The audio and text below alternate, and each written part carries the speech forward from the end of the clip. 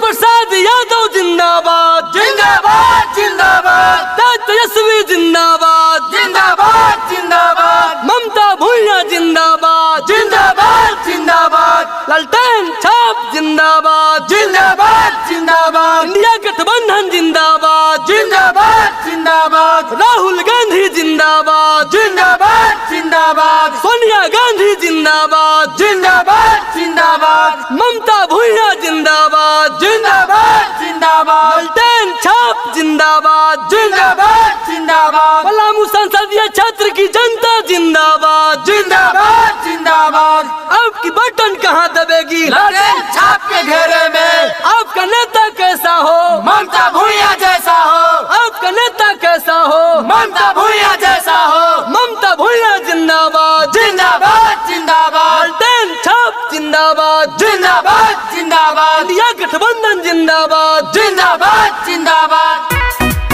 तो ध्यान देंगे दोस्तों, चलते फिरते नौजवान साथियों, पलामू संसदीय क्षेत्र से ममता भुइयां जी को लालटेन छाप के घेरे में बटन दबाकर भारी मतों से विजयी बनाए और आपने घर की बेटी को सांसद बनाए। कहना है क्या? गलियाना गलियाना घूमा दिन ममता भुइयां,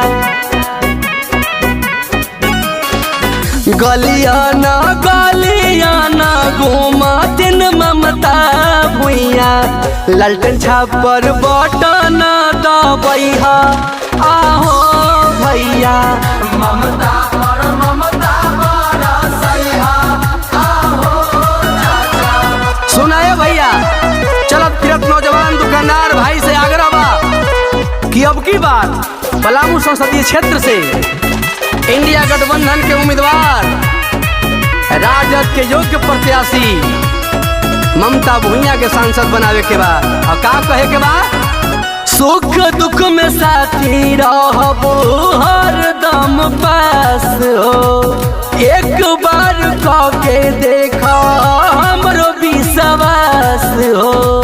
ए चाची ए चाचा, सुख दुख में साथी रहबो हरदम पास हो, एक बार कह के देखा हमरो विश्वास हो। अब की ना खैहा धोखा फिर नहीं मिली मौका, केहू के झांसा में ना आइहा आहो चाची, लालटेन छाप बटन दबैहा आहो चाचा, ममता पर ममता बरसैहा आहो चाचा।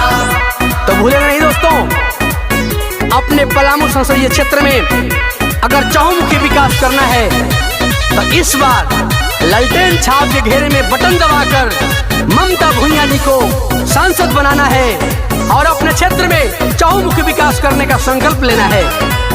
ईवीएम में 2 नंबर पर लालटेन निशानवा, याद रखिया सभे अब की अलगे बा मिसानवा। ए भैया तनी हमरो बतिया पर ध्यान दा। ईवीएम में 2 नंबर पर लालटेन निशानवा, याद रखिया सभे अब की अलगे बा मिसानवा।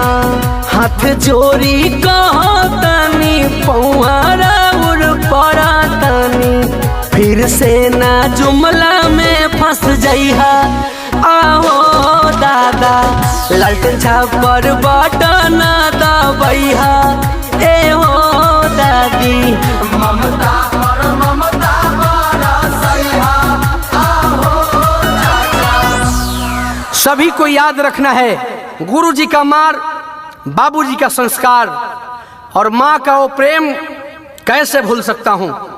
ओ दावत, ओ स्याही और वो नींब वाला पेन कैसे भूल सकता हूँ, जिसकी मंद मंद प्रकाश में ककहरा मात्रा पढ़ करके इस जीवन को प्रकाशित किया।